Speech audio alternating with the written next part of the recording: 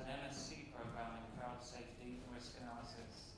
He's consulted on some of the world's largest, most challenging crowd safety projects, including the Sydney, Beijing, and London Olympics, the Glastonbury Festival, and a range of major events in the city.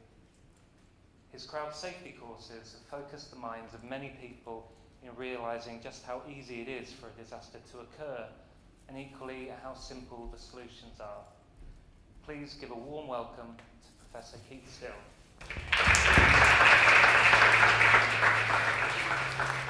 Thank you. Don't you just hate it when the first slide a lecturer puts up is full of words? I'm not going to bore you with the details, but I'm a fellow of the Institute of Mathematics and its application, a fellow of the Institute of Civil Protection and Emergency Management, a specialist fellow of the International Institute of Risk and Safety Management, a member of the Expert Witness Institute, a fellow of the Institute of Place Management, and a fellow of the Higher Education Authority. So far, but I still seem to be collecting those things. What I do is I study crowd risks. I look at how we might prevent accidents and incidents occurring. We delve into some of the incidents that have happened around the world, and it started for me really with this about 30 years ago. This is a situation, of course, fraught with danger. Crowds are corralled these days in football stadia, and if there is any pressure on from the crowd behind, there simply is nowhere for those at the front to go. And of course, tempers possibly becoming frayed in there, but surely the safety of the crowd is of the utmost importance. So what went wrong? Why did it happen? What should we have done? What have we learned since then? Love Parade, 2010.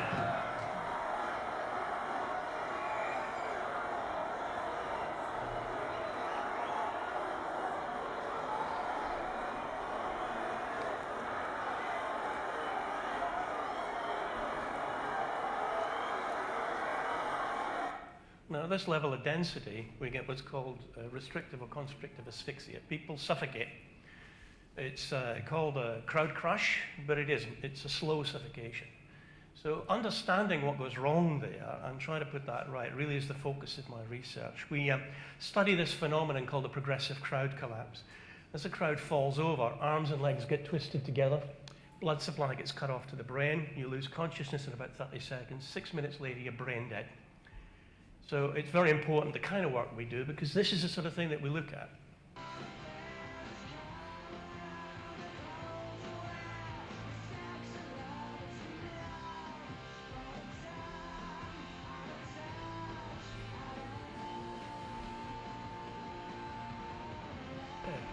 How to prevent it? This is one from Manchester City Stadium in 2005, the Oasis concert. You see the crowd wave, splash against the barriers, with enough force to disrupt. And these things will hold 3,450 newtons per square meter. But they're not designed for shockwaves. They're designed for static forces. So what you have is a platform like this, where people standing on this section, give it the structural integrity there. But in a shockwave, we lose that instantaneously, just when it's susceptible. Now, I wanted to study that phenomenon, and for some reason, they wouldn't allow me to do it with students. I don't know, something to do with health and safety. So we can build simulations. We can look at, effectively, crash test dummy for crowds. So we look at how this phenomenon occurs, and of course, it's a little bit difficult to see what's going on, but if I visualize these as dominoes, where they go red when they're getting the highest pressure, we see the wave comes forward, moves out to the side, just as we saw in that previous clip. The front of the wave bounces, people push back against the barrier, but the back of the wave is still coming forward. So here we've got the waveform. Front of the wave reflects, back of the wave's coming forward, and that's why we find 4 or 5 rows in, we get the maximum damage. So understanding that phenomenon helps us design better stages. And if we have a look at the accidents and incidents, and this sadly isn't even the whole list. This is a small fraction of the incidents that have happened around the world since Hillsborough at the top. In red, we can identify those that could have been prevented if we'd identified the design flaws in the system. And sadly, in 2017, the incidents occur. So understanding design, information, and management is critical to keeping environments safe, which is why I get a lot of work in expert witness cases. looking at personal injury, currently working for MGM Grand in the States, and also Falls Festival down in Sydney. So do a lot of legal work around the world. Understanding how people get prosecuted, what goes wrong, helps us define better safety standards for the future. But we also advise on non-ticketed events, these street events, the festivals, the carnivals. So I've done work with New Year's Eve. Here, I think we had a call on the 28th of December. Could we review a New Year event? Yeah, no problem. In Dubai. Well, that's the kind of jobs that we get involved in. Could we do a due diligence for the Dubai New Year event? So in 3 days, we analyzed the site. We've developed a whole range of tools that allow us to take things apart. And I come from an old school. I'm probably older than most of the people. I've been doing this for many more years than some of the people in this room. Does anybody know what this is? One hand goes up. It's a slide rule.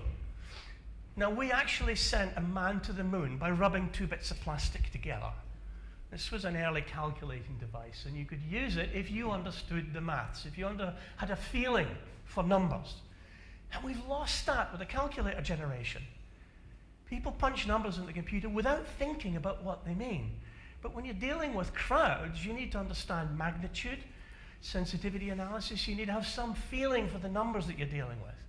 And that's what we kind of primarily teach. Now, when people ask me about major events, street events, I don't know how many people are coming, so what's the best way to plan for an event? I only ever needed 4 bits of information before I could help advise. And that's fundamentally, what direction are they coming from? What are the routes? So that's my route question. Where are they coming from? Where's the transport hubs? How are they getting to the site? What's your event capacity? How much area do you have? And how is it being used? So that's an area question. And then how quickly is that space going to fill over time? Movement. And then finally, what type of people are you expecting? What's the profile of the crowd? And that's what we call r.a.m.p analysis. It's a basic tool that allows you to take a site apart and do some fundamental planning, pretty much like a slide rule. So let's give you some examples. Routes. We plot ingress and egress routes. How do they come to and leave the site? This was for Manchester Victory Parade. Phone call from the Assistant Chief Constable Friday night. Can you come have a look at the event that's going on Monday morning in 2011? It's like Red Adair of crowds. You know, you get these calls late at night, but hell, the price goes up because of it, yeah? So there's the route from Deansgate. In 1999, there was an incident in Deansgate where somebody was unfortunately died. And the police were very nervous about it, and they got this barrier plan, which is a barrier down the center of the road. So 1/3 of the road in the pavement for the crowd, 1/3 of the road in the pavement for the crowd. Barriers down the middle so the bus can go down and segregate the crowd from the vehicle. R.a.m.p analysis. Where are my transport hubs? Oh, they're all to one side of the barrier system. How am I going to fill this area? Where's your barrier bricks? Is that important? Yes, bloody well put them in. Fill this side first, then that side, so we can balance the use of the space. All right, great idea. And that's the sort of stuff that we do. This is the slide rule approach to these kind of problems. We also said you don't need barriers in that section. There's no rail access because you've got a rail station down by Old Trafford. So routing. Areas. This was Leicester Caribbean Carnival. I did a lecture with the police officers down there. We currently have mandatory police training using r.a.m.p analysis and the dim ice models. The tools that we develop here are now mandatory police training for all public event commanders. So for 25 years, Leicester Caribbean Carnival was a high-profile citywide event held in Victoria Park, 90,000 square meters, 60 to 100,000 people. Do the maths, that's loads of space. City councillors decided they want to move it into the city centre. And despite advice against, the politicians' mind was made up. Oh, the revenue it can generate, the fact that we've got people coming in, the tourism, the impact, etc. We went, hang on, you've only got 10,000 square meters. 100,000 people, 10,000 square meters. That's a crowd management problem. Police can sort that out.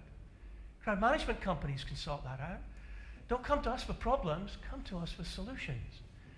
So they came up to a workshop that I was doing in the Emergency Planning College at Easingwold, and we said, hey, you've got concession stands in there as well. Yeah? So you've really only got 8,400 square meters for the crowds. Oh yeah, and we want a parade to go through it too. And I went, whoa, hang on a second. The problem wasn't so much that we understood the issues, was how do we convince the politician? Because their mindset is wired very differently to ours. We can analyze risk and safety, but we need to convince the politician. So we put this slide together, and it actually did the trick. It's tomorrow's headlines. You want to take that to the same scale and put it in there? Are you mad? Because that's what's going to be in tomorrow's newspaper. Because I'm going to give it to them. Advise against one Google Earth image, just showing the things side by side. And a lot of the work we do is how to take complex crowd dynamics, crowd risks environments and put them into simple language that people can understand and utilize, which is why I said it's now mandatory training for all public event commanders. So we use things like Google Earth. This was the royal wedding. Press was saying there was 1 million people there. That's not what we planned for. We planned for its capacity. And I've just been asked to do something, I don't know, something on May the 19th. I'm not quite sure, it was a football match or something. Could I do some advice on that one?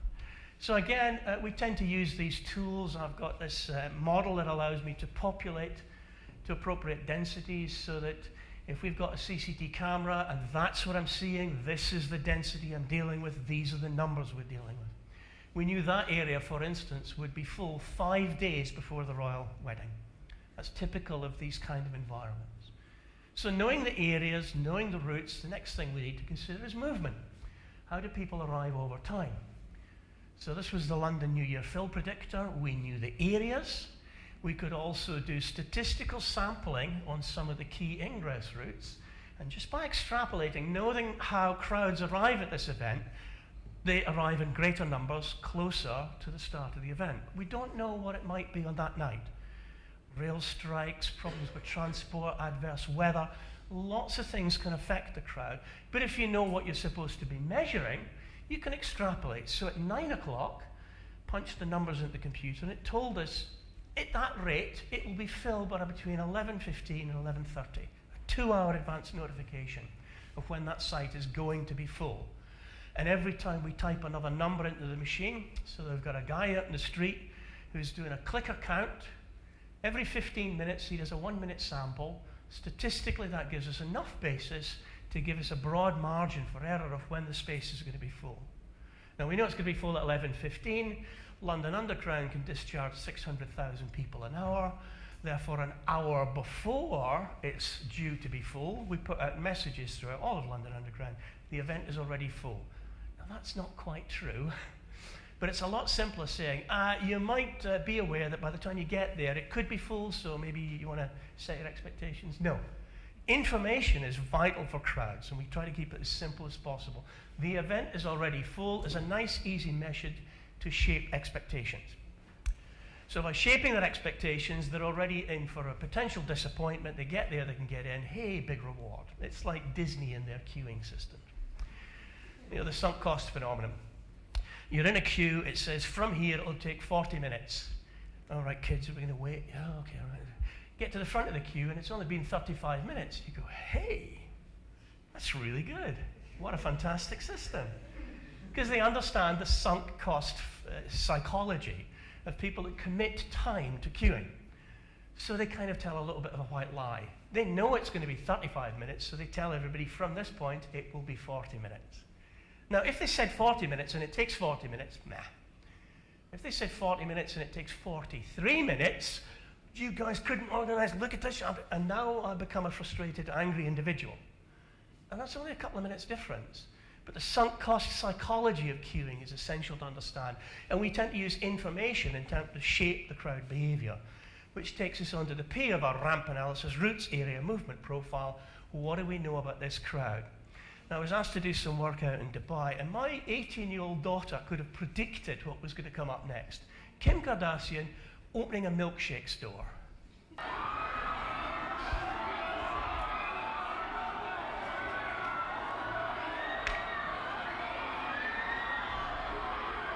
Irresistible force meets immovable object. And these are some of the guys that I was teaching when we were out in that course. Why? Because of the social media phenomenon. She tells everybody where she's going to be. There are millions of followers. Brilliant. So we tend to look at this ramp analysis as one of the tools for crowd safety planning, managing large crowds in complex spaces. So something like Nebworth, where we've got an area of 141,640 square meters, and performers such as Robbie Williams go on with 125,000 people. This is all designed, planned, and managed.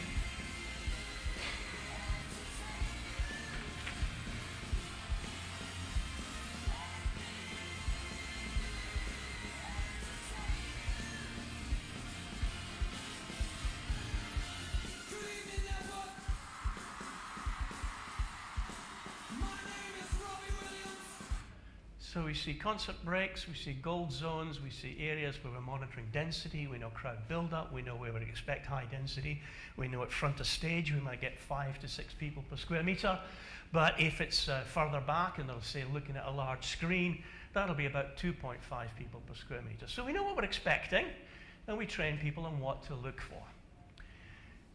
And using these models is not new. I mean, I've been doing this since the Sydney Olympics. We actually looked at all of the schedule of all of the events for between 11 and 14 million people, designed a set of models for the entire site, and there it is in the control room. They've got a model of what they're expecting. They can see what's happening, any deviation between the two, and they're instantly raising the red flag.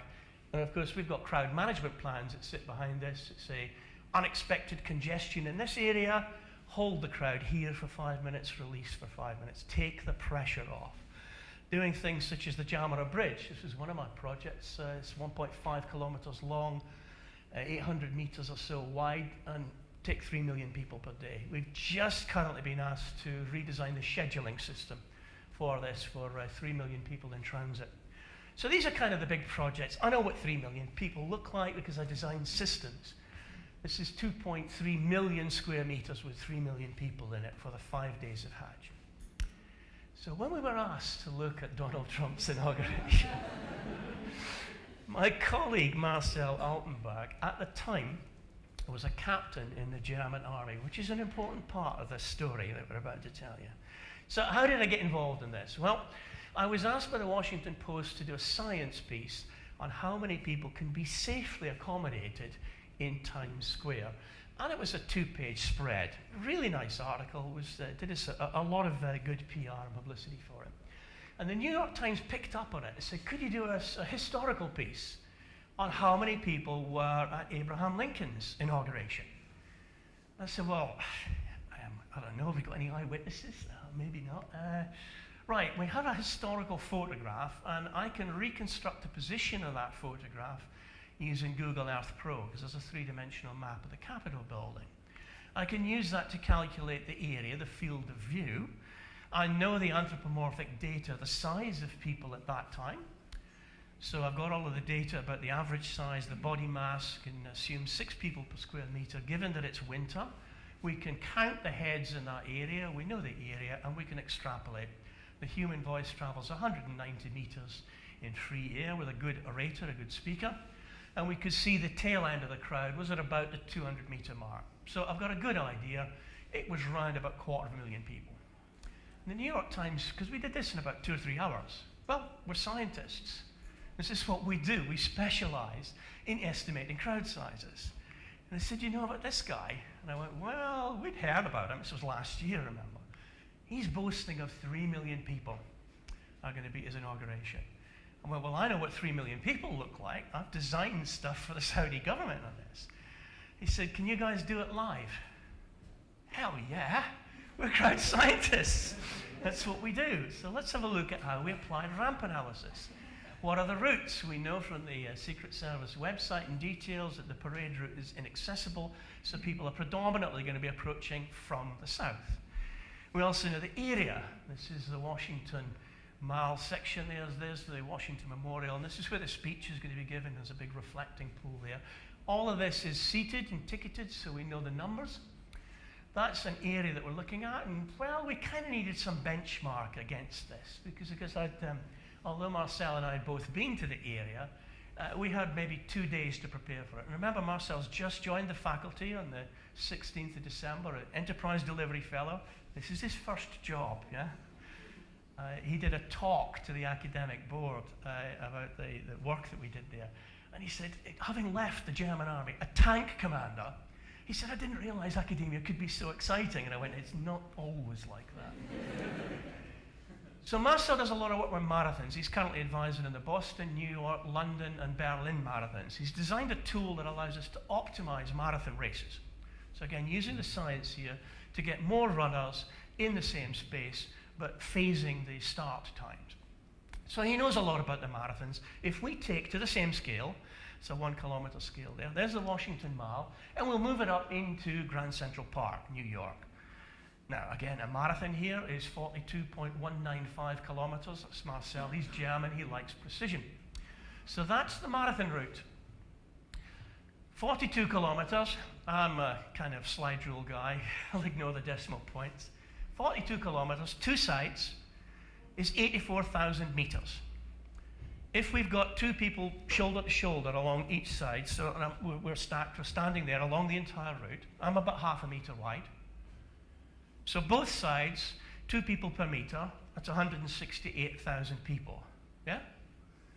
If it's 18 people deep, both sides along the entire marathon route, that's nearly 3 million people, just over 3 million, right? You got the maths.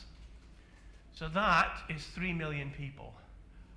And that's the size of the Washington Mile. I don't think so.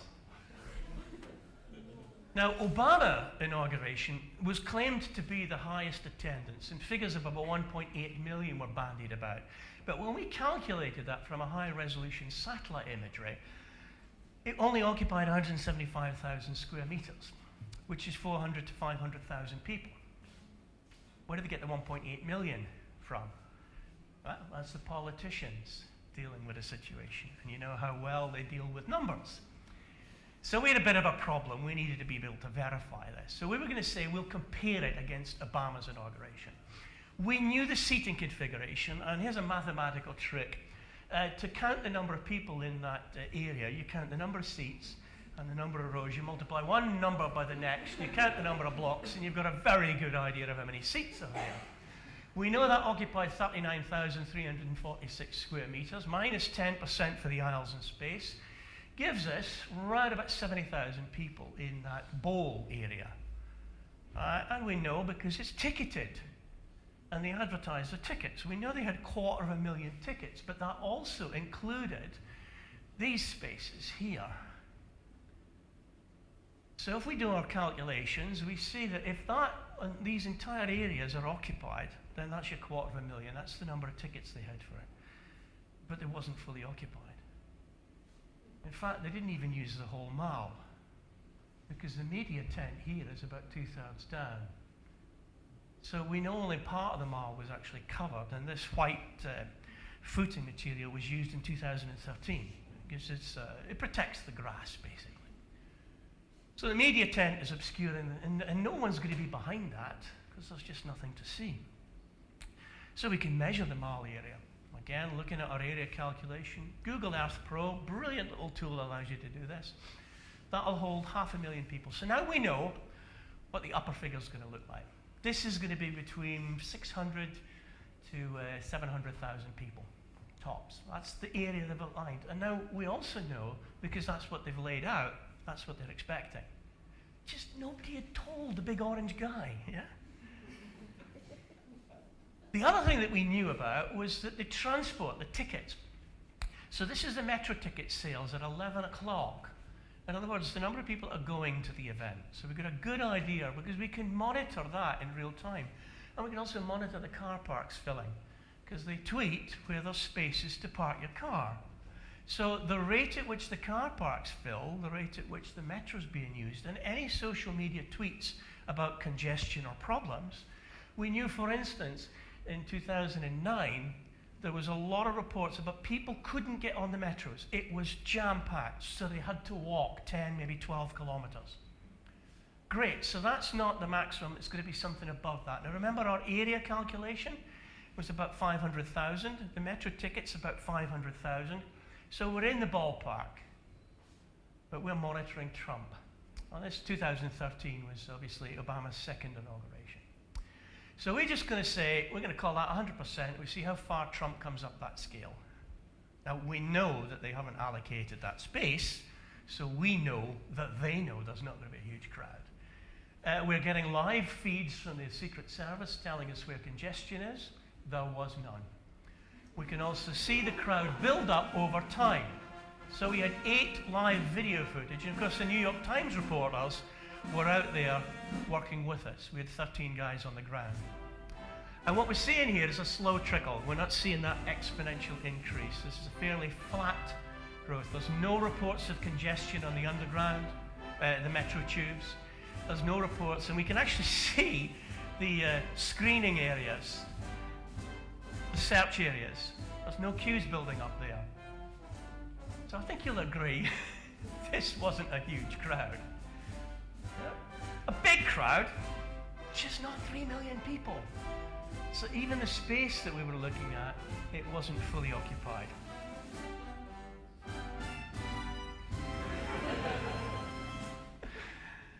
So there was the Obama occupied area, and this we reprojected because we didn't have satellite imagery. It was cloudy, and we could reproject what the Trump crowd space occupied from the top down.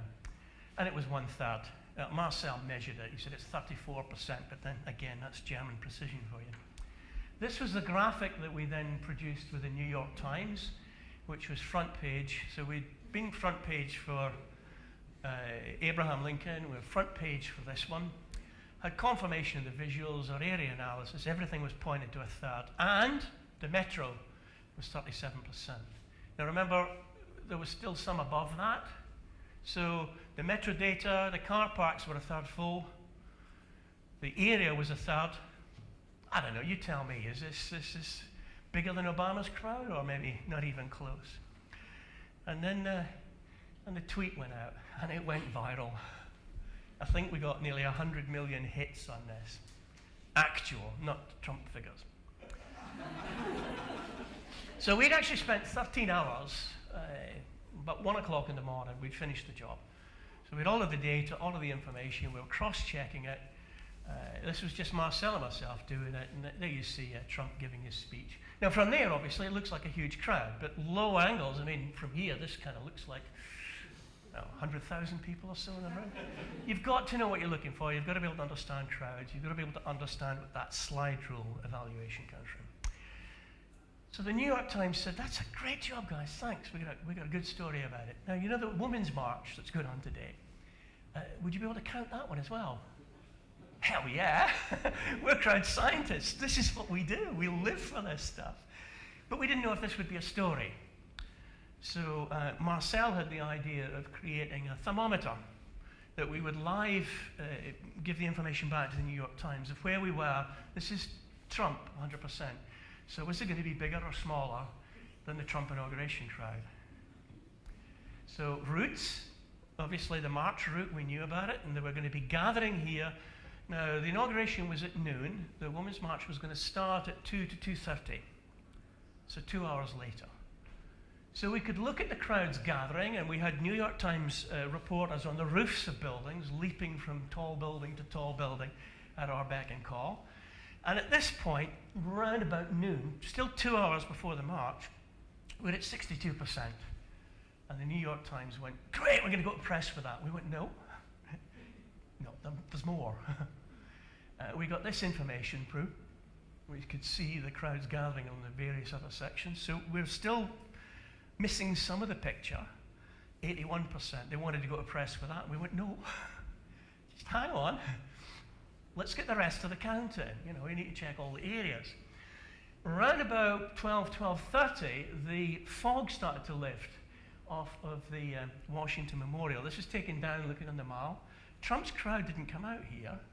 And I went, we're going to need a bigger scale. This is bigger than the inauguration crowd. So we wanted to check and double check on this one. Now there's the inauguration crowd at peak, and there's the Women's March, still accumulating. Hey, this is going to be a story. So we then got some more information through here, which we could fill in. But we know that this crowd must be joining there somehow. It's not on that section, because we can see it. But there's got to be crowds along there, and we don't know the density of that. We're also missing a section out there, but we're 145%.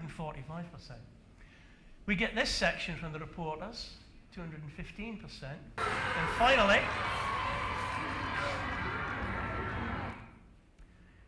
we've now got our missing section, which is this area down here. 295, 3 times. Fantastic. And the data also supported it. Remember, this is at 11 o'clock. There's 3 more hours of peak flow. Lots of reports of congestion. There are 3,000 buses in transit. The car parks are full to capacity. So the Obama had 3,000 buses. The Women's March had 3 times as many buses as the Trump crowd. We then produced this graphic. So we do the area, and it's 3 times the area that the Women's March is occupying. The Inauguration crowd was 61,000 square meters, the Women's March 180,000 square meters. That's the comparison of the 3, and we thought, great. For 3 days in that week, we were front page headlines of the New York Times. That's Manchester Metropolitan University flying the flag. Then we got a call from the CIA. Now you might think, why? And there's a bit of a story behind that. And Marcel, who's this guy here, one of his best friends, a guy called Conrad, they're in the German army, the tank commandos, and they go climbing and all sorts. And I don't know, something about colleagues, earthquakes, survival, rescue. He'll be able to fill in the rest of that. But he is a NATO advisor for the German army in the CIA building. They had our analysis. They were very interested in crowd counting, because the National Park Service don't put numbers out because they're notoriously inaccurate. But we had an accurate count. We showed them the methodology. We showed them the r.a.m.p. analysis. So the phone call came through, and basically Conrad saying, switch on the television. And this is what we saw. I get up this morning, I turn on one of the networks, and they show an empty field. I said, wait a minute. I made a speech. I looked out. The field was... It looked like 1.5 million people. They showed a field where there were practically nobody standing there. And they said, Donald Trump did not draw well. I said, it was almost raining. The rain should have scared him away, but God looked down and he said, we're not going to let it rain on your speech. In fact, when I first started, I said, oh no. First line, I got hit by a couple of drops. And I said, oh, this is too bad, but we'll go right through it. But the truth is that it stopped immediately. It was amazing. And then it became really sunny. Then I walked off and it poured right after I left. It poured. But we have something that's amazing because it looked, honestly, it looked like 1.5 million people. Whatever it was. But it went all the way back to the Washington Monument. And I turn on, and by mistake, I get this network. And it showed an empty field. And it said we drew 250,000 people. Now that's not bad, but it's a lie. We had 250,000 people literally around, in the little bowl that we constructed. That was 250,000 people. The rest of the, 20-block area all the way back to the Washington Monument was packed. So we caught them, and we caught them in a beauty, and I think they're going to pay a big price.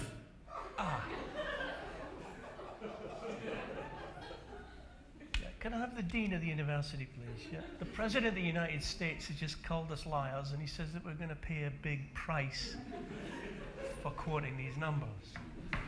Let's have a look at some of the things he's just said. Now remember, the CIA already had our analysis. So it was a mostly empty field, because it was a mostly empty field from this angle, yeah?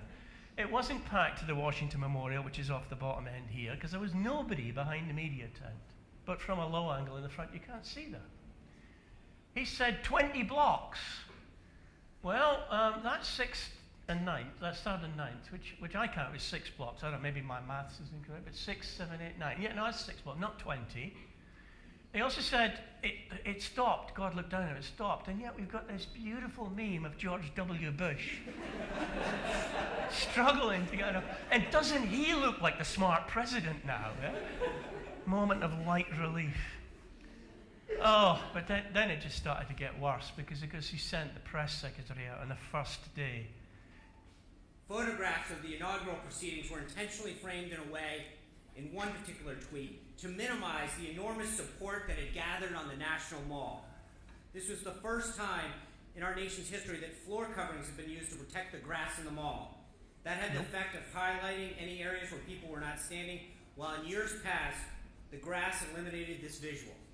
This was also the first time that fencing and magnetometers went as far back on the wall, preventing hundreds of thousands of people from being able to access the mall as quickly as they had in inaugurations past. Not true. Inaccurate numbers involving crowd size were also tweeted. That was us. No one had numbers because the National Park Service, which controls the National Mall, does not put any out. And that's the only way By to the way, this applies to any attempts to try to count the number of protesters today in the same fashion. That was us We too. do know a few things, so let's go through the facts.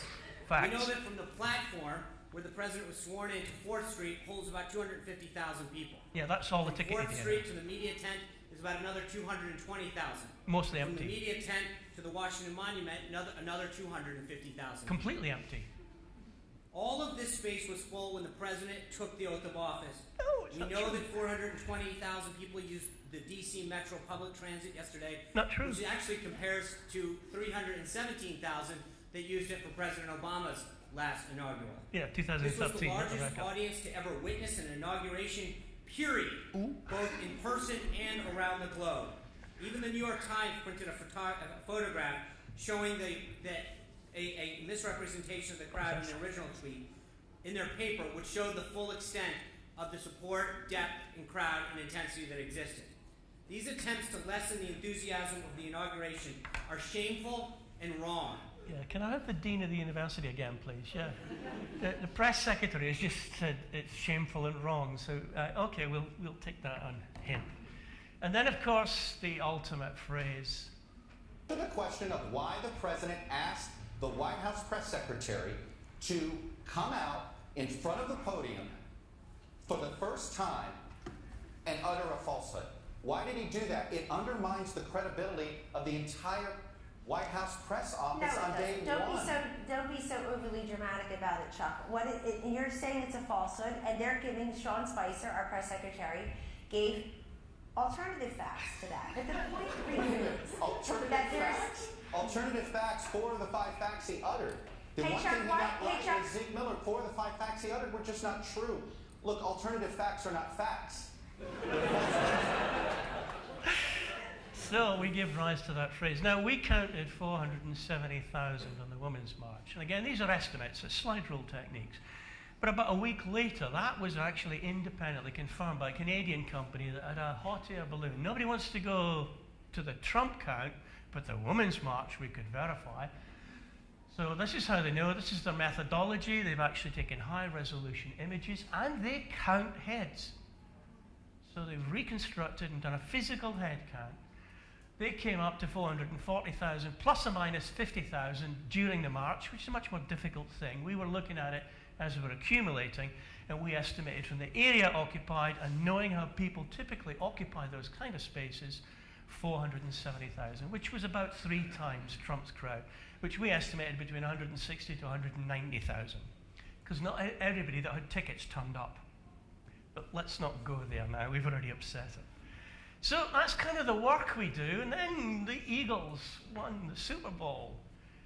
Yeah, and the Philadelphia Inquirer said, guys, we know that you do crowd counting. They're expecting 3 million people for the Eagles parade. And we went, oh God, not again. It's 8 kilometers long. So we had 7 students actually do a live analysis of the Eagles parade. This is actually me at my computer looking at both screens. So we split it into 3 sections. We had, in fact, one of our students is a commander, police commander at Notting Hill Carnival. So we know large crowds, large movement, etc. And we came up with 700,000 for that particular event. So we divide the area, we look at all of the photographs, we know what the packing sections are like. All of the analysis we've put on the Crowd Dynamics, the Crowd Science website. So we've got tools that allow us to estimate area and evaluate what's going on there. Now again, basic mathematical principles. That's Franklin Park. And if that orange area was completely occupied, it's about 360 odd square meters. So at 3 people per square meter, if that was completely occupied, that's 1 million people. Okay. So 3 million people would be 3 times that area. That's what was actually occupied in Franklin Park, plus crowds moving down the streets there. Oh, gee, didn't that upset them? I love this comment here. Those Brits with our metric system. See, blank, blank, blank. Like, this is why we started throwing their tea in the river. Yeah. A British company estimates 700,000 attended the Eagles. Oh, here's my estimate, 3.2 million. I had a big advantage, I was there. Yeah, but he can't count. So really, crowd counting is very important, because if you are planning, or you think you're managing 3.2 million people, and it's only 700,000, then when you got an event with 100,000 people, you think, well, I only needed 50, 60 police officers to manage 3 million. I'll only need 2 from 100,000. And that's where the errors come into play. Grossly under-resourcing, underestimating the area that's used, overestimating the crowd numbers. This is why it's so essential, why we see so many mass fatalities. But I have to leave the final word with the mayor of Philadelphia, who says, well, I think we got more people in the Trump inauguration. Yep, we definitely verified that. 4 or 5 times as many people turned up to the Philadelphia's Eagle than to Trump's inauguration. Now, all of this is about the balance of safety and security. So we need to make sure that we've got safe events and secure events. The crowds are becoming terrorist activities and targets. The department here in crowd science, we focus a lot on those 2 issues, about getting safe events. And a lot of it comes down to just being able to estimate your numbers, really good approximations. So the people that put the seats out here got it just about right, yeah? I think we were putting the seats out earlier, and I went, oh, maybe a lot more seats than we're expecting at 5:30 on a Wednesday afternoon. So thank you very much for listening. Any questions?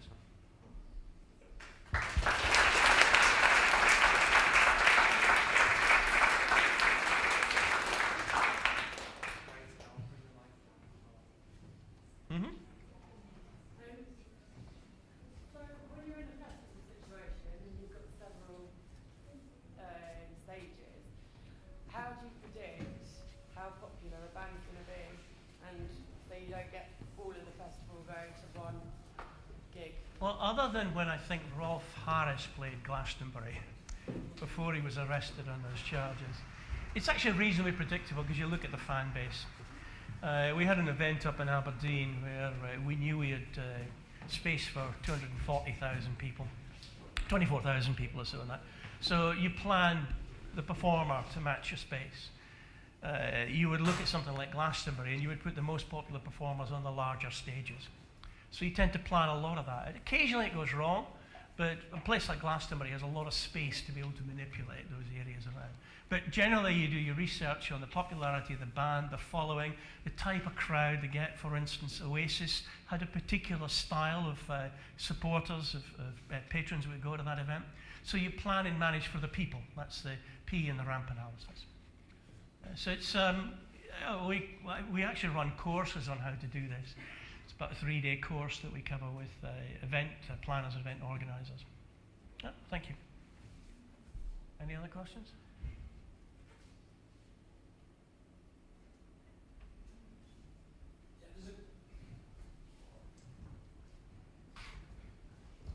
You may be aware that there's a controversy at the moment in Liverpool that Liverpool have put on the fixture list on the same day as Aintree. I wonder if you were aware of that, and multiple crowd movements and multiple events in different cities. And that happens in Manchester quite a lot as well, when there's often concerts, boxing matches, and then but also crowds at different times of the day. You know, where they go when they leave. I know we've done a lot of work in Liverpool recently in terms of Anfield Stadium. I'll check to see whether or not we're actually engaged in looking at the crowd movements for that. But those are the kind of projects we get called in to look at and review. I just want to ask, have you done some work with religious organizations to look at their stats?